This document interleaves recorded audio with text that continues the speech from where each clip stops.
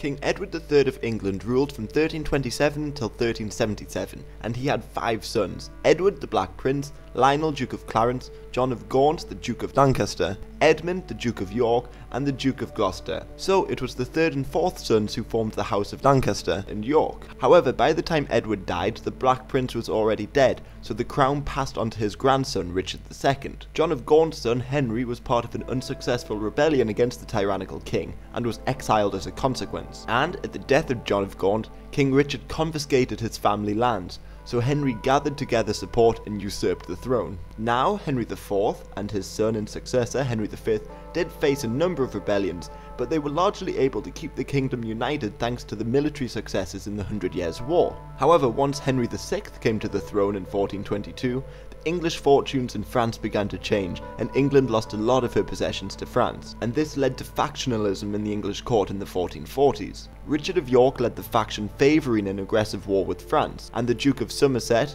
the grandson of John of Gaunt and his 3rd wife, was left in charge of the faction that preferred the peace efforts. And it was this faction that initially gained favour with the king, and especially his wife Margaret of Anjou. But in 1453, the king started suffering from a mental illness, and the popular Duke of York was named Lord Protector, and he quickly arrested Somerset. But the king recovered a couple years later, and Margaret of Anjou was worried that Richard of York threatened her husband's throne, as he had no heirs yet.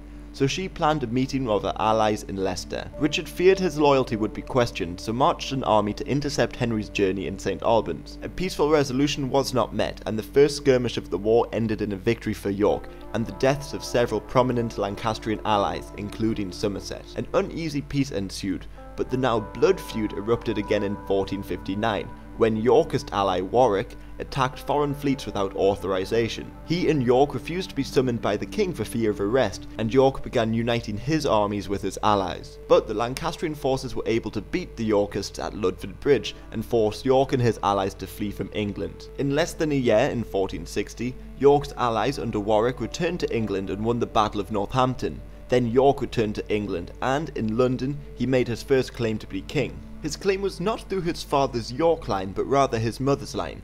She was the descendant of Lionel, Duke of Clarence, the 2nd eldest son of Edward III. Parliament agreed that he shouldn't depose Henry, but rather become his successor instead of Henry's new young son. Margaret of Anjou, however, continued the fight, and with the help of Scotland, her forces killed York at the Battle of Wakefield in 1460. Richard's son Edward inherited the title and leadership in the war. He quickly marched to meet the Lancastrians, hoping to depose the king for breaking the inheritance agreement. The Battle of Towson in 1461, the largest ever battle in England, ended in victory for Edward. He was subsequently crowned king and spent the next few years battling the remnants of the Lancastrian forces. However, he fell out of favour with the powerful Earl of Warwick, because he married a widow of the Lancastrian knight and chose an alliance with Burgundy over France. In 1469, Warwick and Edward's disgruntled brother Clarence unsuccessfully rebelled against the king and fled to France. Once there, Warwick formed an alliance with his old enemy and fellow exile, Margaret of Anjou. In 1470, they returned to England with an army and returned Henry to the throne,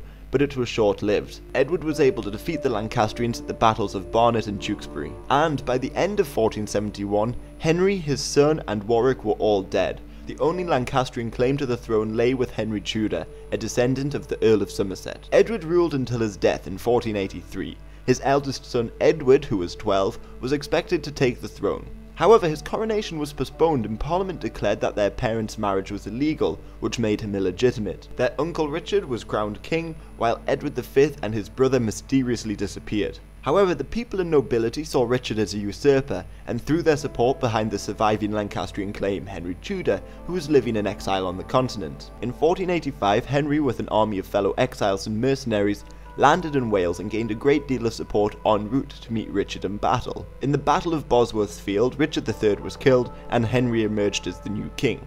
He married the daughter of Edward IV to finally unite the two houses and end the War of the Roses, and bring in the Tudor dynasty in England.